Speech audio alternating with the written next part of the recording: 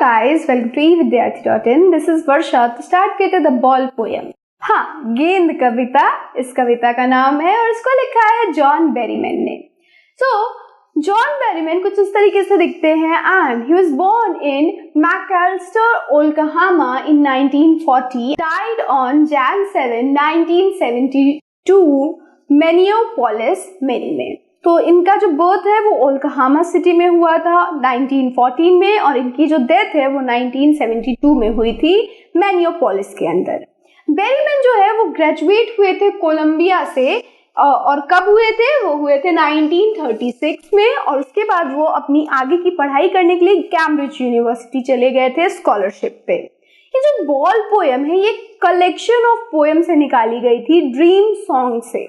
ठीक है, उन्होंने एक कलेक्शन ऑफ पोएम लिखी थी जिसका नाम था द ड्रीम सॉन्ग और उन्हीं में से ये एक पोएम है the ball poem.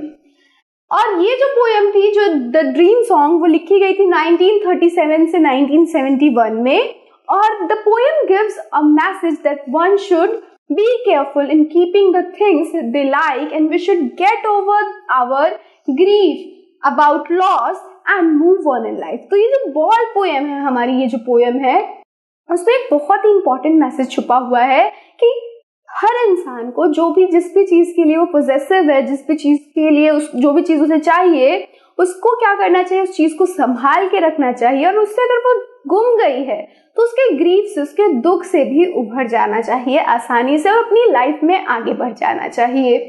The poem describes A boy's grief over the loss of a ball. और ये पोएम क्या करता है, डिस्क्राइब कर रहा है एक लड़के के दुख को और वो दुखी क्यों था क्योंकि उसकी बॉल खो गई थी.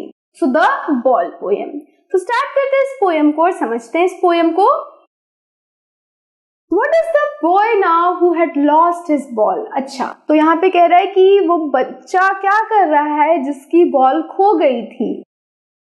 What does he do now? I saw it go merrily bouncing down the street and then merrily over there it is in the water. तो कहता है कि वो बच्चा क्या कर रहा है जिसकी बॉल खो गई थी, उसने क्या किया आगे. मैंने देखा था, अब ये जो पोएट है वो क्या कहते हैं, मैंने देखा था बॉल को लुढ़कते लुढ़कते जाते हुए, बड़ी खुशी के साथ वो बॉल लुढ़क रहा था, स्ट्रीट से होके गया और कहाँ गिरा जाके, पानी में.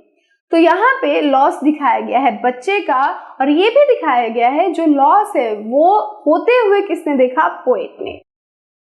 No use to say, oh there are other balls. An ultimate shaking grief fixes the boy as he stands rigid, trembling, staring down at the ball. All his young days into the harbor where his ball went, I would not intrude on him. So यहाँ पे हमारे poet कहते हैं कि अरे अब ये कहने का कोई फायदा नहीं है कि बहुत सारी बॉल्स है यहाँ पे, उसको अब क्या हो गया, उसको अब दुख हो गया है, बहुत ज्यादा उसको दुख हो गया और उस दुख को वो कैसे झेलेगा.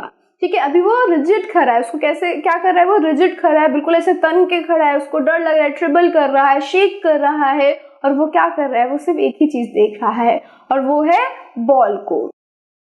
All his young days into the harbor where his ball went, I would not intrude on him.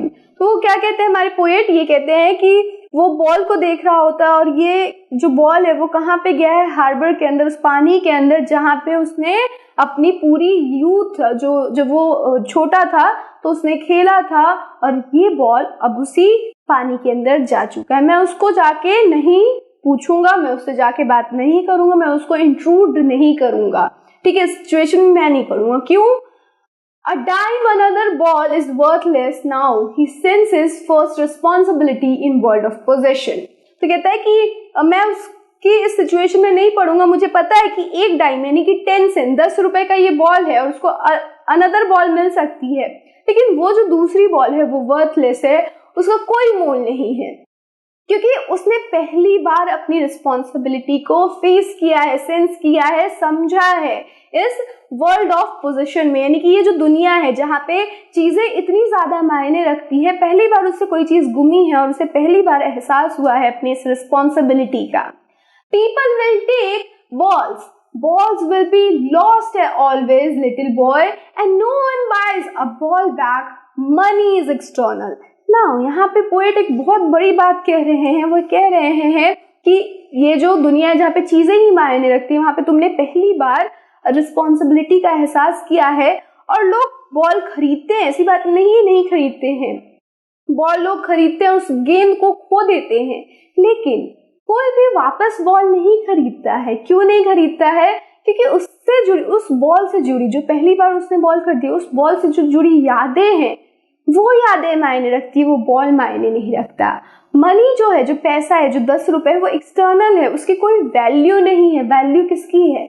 Ball की है। तो यहाँ पे इनडायरेक्ट वे में जो ऑथर है वो क्या कहने की कोशिश कर रहे हैं, वो हमारे इस दुनिया में जो लॉसेस हम लोग रोज झेलते हैं, चाहे वो मटेरियलिस्टिक लॉस हो, मटेरियलिस्टिक यानी कि चीजों का लॉस हो, या फिर हमारे रिलेशनशिप में कोई लॉस हो, किसी के पेरेंट्स नहीं है, किसी के भाई नहीं है, बहन नहीं है, कोई अपनों को खो देता है, वो लॉस हो। तो हर किसी का लॉस होता है, वो लॉस वापस लौट के नहीं आता, पैसों से भी नहीं लौट के आता।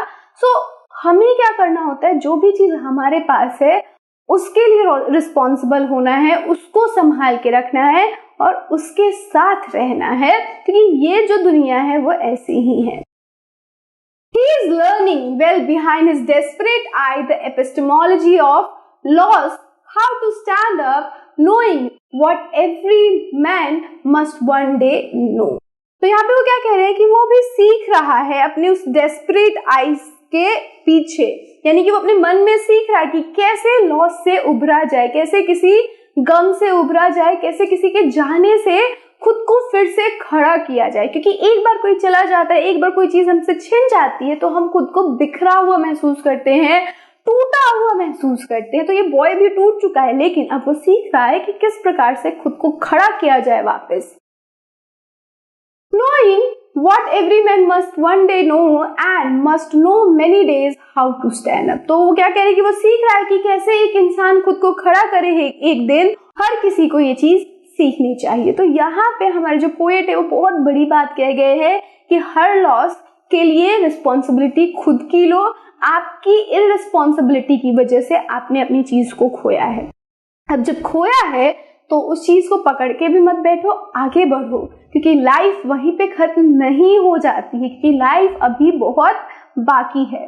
सो यहाँ पे एक बॉल को हमारे पोएट ने क्या किया, मेटाफर के रूप में लिया है, और ये जो बॉल है वो किस चीज को शो कर रहा है?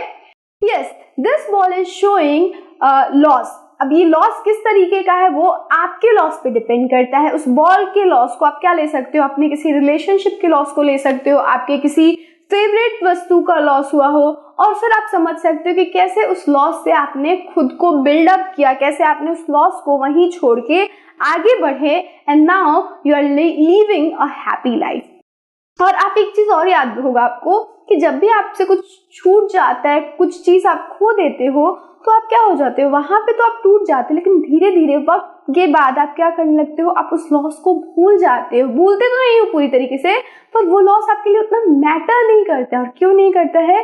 क्योंकि आपको पता है इस लाइफ में उस लॉस से भी बड़ी चीजें हैं, है ना? तो चलिए अब पोएटिक डिवाइसेस को देख लेते हैं। तो first poetic device was personification. Ball का यहाँ पे पर्सोनिफिकेशन किया गया था कि बॉल मर्ली बाउंसिंग, मर्ली का मतलब हैप्पी होके बहुत ज्यादा बाउंस करते हुए स्ट्रीट पे गया, and merely bouncing into the water, water में भी खुशी से लुढ़क गया। तो यहाँ पे बॉल तो नहीं लुढ़क सकता, क्योंकि बॉल तो अपना उसका काम ही है लुढ़कना, लेकिन यहाँ पे उसको उसके अंदर एक इमोशन को दिखाया गया। और इमोशन को कौन शो कर सकता है? पर्सन यानी इंसान। तो यहाँ पे पर्सोनिफिकेशन का यूज हुआ है। मेटाफर, तो मेटाफर का भी इस्तेमाल हुआ था। Ball will be lost always. तो बॉल से यहाँ पे क्या मतलब था हमारा? बॉल से कोई लॉस का मतलब था कि हमारे लाइफ में जो लॉसेस होते हैं वो बॉल शो कर रहा था, रिप्रेजेंट कर रहा था। सो मेटाफर वाज यूज्ड। रेपिटिशन, तो बहुत सारे वर्ड्स यहाँ पे रिपीट हो रहे थे। What is he to do, तो व्हाट 2 बार रिपीट हुआ, तो repetition was used here in this poem. Alliteration, alliteration में क्या होता है? कॉन्सोनेंट जब बार बार रिपीट हो, जैसे कि इस वाले सेंटेंस में देखो, फ्रेज में देखो, who has lost his, H 2 बार रिपीट हो रहा है, कॉन्सिक्यूटिवली है ना, एक के बाद एक दिख रहा है। व्हाट इज ही डू, 2 बार डब्ल्यू दिख रहा है। No one buys a ball bag. तो बी आप 3 बार देख रहे हो एलिट्रेशन के अंदर, 3 बार कॉन्सोनेंट्स आपको देखने को मिला और बहुत सारे एलिट्रेशन यहाँ पे आपको देखने को मिलेंगे। इवन आप इंजाबमेंट भी देख सकते हो कि एक लाइन के बाद नेक्स्ट लाइन में आप बिना किसी पंचुएशन मार्क के जा रहे थे, मुझे बार बार अपनी स्लाइड्स को आगे करना पड़ रहा था, तो वहां पे इंजाबमेंट हम देख रहे थे। So this is all for this video, और ये हमारी पोएटिक डिवाइस हो गई। चलो अब क्या करते हैं, नेक्स्ट वीडियो में चलते हैं जहां पे हम इस पोएम के क्वेश्चन आंसर देखेंगे। So I'll see you in the next video. Till then, stay safe and keep learning with us. Bye bye.